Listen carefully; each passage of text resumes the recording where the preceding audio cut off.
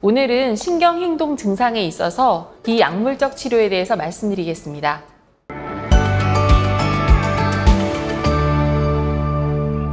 대한치매학회 전 정보이사 한양대학교 병원 신경과 김희진입니다.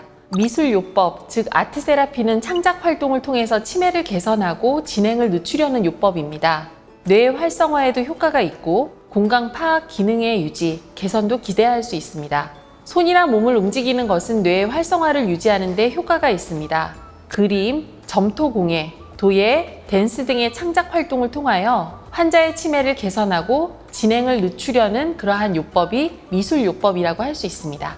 1940년대 영국의 어느 신체장애 화가가 그림을 그렸더니 심신이 모두 개선을 보이는 것이 동기가 돼서 그림 그리기 등 예술요법을 치매 환자 치료에 응용하게 되었습니다. 말로는 잘 표현할 수 없는 감정을 예술로 표현함으로써 정신적인 안정을 얻게 됩니다. 또 많은 미술요법은 손가락을 사용하거나 뇌와 몸 전체를 사용하기 때문에 육체와 뇌의 활성화에 효과가 있습니다. 치매가 진행되면 공간 파악이 잘 되지 않기 때문에 입체적 그림을 그리지 못하시게 됩니다. 그러나 회화나 조각은 공간 파악 기능을 유지 개선시키는 데 매우 도움이 됩니다. 미술요법은 그림과 점토공예, 도예, 조각, 사진, 시, 음악, 심리극, 댄스 등 넓은 분야에 걸쳐 있습니다. 환자에게 몇 가지를 시켜보고 그 중에서 환자가 좋아하는 분야를 선택하게 합니다. 환자가 좋아하는 미술 활동은 환자의 집중력을 높여 뇌가 활성화됩니다. 창작 행위 자체에 의미가 있으므로 완성도에 대해서는 신경 쓰실 필요가 없습니다. 지속적으로 하는 것이 매우 중요한데요. 아주 잘하네요 라고 하기보다는 작품이 좋네요 라고 칭찬하는 것이 굉장히 중요합니다. 치매 환자는 우울증도 함께 발병하는 경우가 많아서 타인과 소통하기가 굉장히 어려워서 외톨이가 되는 경향이 있습니다. 상식이 결여되고 반사회적 행동을 하는 경우도 있습니다. 문제가 되는 행동을 개선하기 위해서도 동료와 함께하는 예술 활동은 효과적입니다. 음악요법처럼 모두가 부르거나 악기를 연주하는 행위는 남의 존재를 의식하는 것뿐만 아니라 자기의 존재도 의식하게 합니다. 다만 자신의 것과 자신의 장소 등에 집착하는 치매 증상도 있으니까 직원은 의자나 그림 도구, 악기 등을 다른 사람이 사용하지 않도록 배려해야 합니다. 언어 소통이 어려운 환자에게도 효과가 있는 치료법이 바로 음악치료입니다. 음악요법은 간병시설에서 가장 일반적으로 행하여지는 뇌 활성화 재활요법입니다.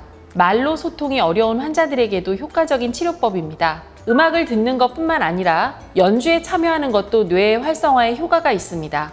음악 치료법을 시행할 때 선곡 방법을 연구하면 치료 효과를 더 거둘 수 있습니다. 가령 환자가 성장하던 시기에 유행하던 음악을 조사해서 당시 유행가나 좋아하였던 곡을 들려주면 뇌의 활성화를 보다 촉진하게 됩니다. 기억장애 환자가 어린 시절에 듣던 노래를 듣자마자 노래를 따라 부르고 표정이 밝아지면서 모두와 함께 음악요법을 즐길 수 있어서 다른 사람과 소통을 하게 되는 경우도 있었습니다. 음악요법은 기억장애를 개선시키는 경우가 많습니다. 음악은 BGM으로도 효과가 있기 때문에 작업 치료를 할 때 음악을 들려주면 단조로운 시설 생활 중에서도 마음의 변화를 줄 수 있습니다. 처음에는 듣고만 있던 환자도 음악을 들으면서 자연스럽게 몸으로 장단을 맞추거나 손 장단을 맞추는 모습을 볼 수 있습니다. 간단한 악기를 주어서 소리를 내게 하면 소리를 리듬에 맞추는 등 음악에 흥미를 가지는 환자들도 있었습니다. 노래 부르기는 호흡 운동을 활발하게 하는 것으로 이어져서 실제로 심폐기능을 높이는 작용도 하게 됩니다. 노래 중에 나오는 장소나 동물, 물건의 이름, 계절 등에서 기억을 되찾기도 합니다. 또 노래를 부르거나 악기를 다루면 허기져서 식사량 자체가 늘어나는 경우도 많습니다. 따라서 영양 상태가 좋아지고 체력이 좋아지면 안정이 돼서 긴장이 풀리는 효과도 있습니다. 음악요법은 환자의 반응과 건강 상태를 고려해서 프로그램을 짜셔야 되는데요. 스트레칭 등 운동과 음악을 조합해서 하는 것이 효과가 있습니다. 음악과 스트레칭을 반복하면 습관적으로 환자가 따라하게 되시거든요. 음악요법에 적합한 악기는 취급이 간단하고 쉽게 소리가 나는 캐스터네츠나 트라이앵글, 퍼커션, 탬버린 등 악기나 양동이, 주걱 등 일용품도 상관이 없습니다. 전자악기의 도입도 좋은데요. 노래방 기계도 효과가 있습니다. 우리가 회상요법이라고 하는데요. 옛일을 회상하는 심리요법입니다. 기억장애나 뇌 활동이 저하되었을 때 이것을 예방하는 효과가 있습니다. 이 회상요법은 1960년대 초에 미국의 정신과 의사 로버트 버틀러가 개발한 심리요법입니다. 고령자에게 그가 살아온 시대의 역사나 추억에 대해서 듣는 것이 중심이고요. 1대1로 하는 개인 회상법과 그룹으로 진행하는 그룹 회상법이 있습니다. 치매는 기억장애가 있고 뇌의 활동이 원활하지 않기 때문에 옛날 일을 회상함으로써 자신이 누구인지를 알게 되며 뇌의 활성화도 기대할 수 있습니다. 시설 등에서 실시하는 회상요법은 그룹 회상법이 일반적입니다. 우선 모인 환자에게 공통의 화제를 제공합니다. 어린 시절의 놀이, 축제, 과자, 생활도구 등에 대한 화제부터 시작합니다. 치매는 기억장애를 일으키기 때문에 새로운 것을 기억하기는 어렵지만 오래된 것은 잘 기억하고 있습니다.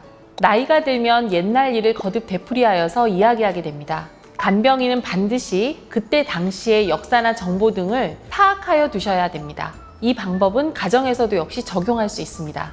역사적 사건을 화제로 삼습니다. 전쟁 체험은 충격적이고 기억조차 하기 싫은 일도 있습니다. 이런 체험은 전쟁을 극복하기 위해 노력하였다는 증거이기도 합니다.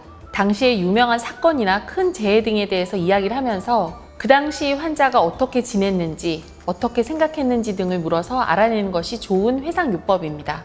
당시 신문 기사와 사진 등을 준비하면 도움이 될 것입니다. 또 도구를 사용할 수 있는데요. 환자가 살았던 당시 마을의 사진이나 인기 배우의 사진, 그림, 옛날에는 어느 집에나 있었던 도구, 화로라든지 산발이 같은 거, 팽이, 구슬, 연, 인형 등 장난감을 보여주면서 추억을 하게 하는 것도 효과가 있습니다. 옛날의 영화나 환자가 젊었던 시대를 무대로 한 TV 드라마, 영화를 보여주는 것도 한 방법이 될 수 있습니다. 같은 이야기를 들어주는 것은 매우 환자에게 소중합니다. 환자가 몇 번이고 추억담을 반복하는 경우가 있습니다. 이때 싫은 얼굴을 하거나 이미 들었어요 라는 부정적인 태도를 취하여서는 절대 안 됩니다. 적극적으로 이야기를 듣고 좋은 말로 상대가 되어주어야 함을 명심하셔야 되는데요. 회상법은 듣는 사람이나 듣는 기술도 굉장히 중요한 포인트가 됩니다. 그리고 환자 개개인의 기록표를 만들면 굉장히 편리합니다. 이름과 생년월일, 몇 살 때 어떤 사건이 있었는지, 어떤 얘기를 했는지 등의 환자에 대해서 간단한 개인사를 만들어 두시면 이야기를 들어줄 때 이용하실 수 있습니다. 다만 개인정보에 해당이 되기 때문에 가족에게 꼭 양해와 확인을 받는 것이 필요합니다. 지금까지 치매 환자의 심리 행동 증상에 대한 비약물적 치료에 대해서 알아보았습니다. 감사합니다.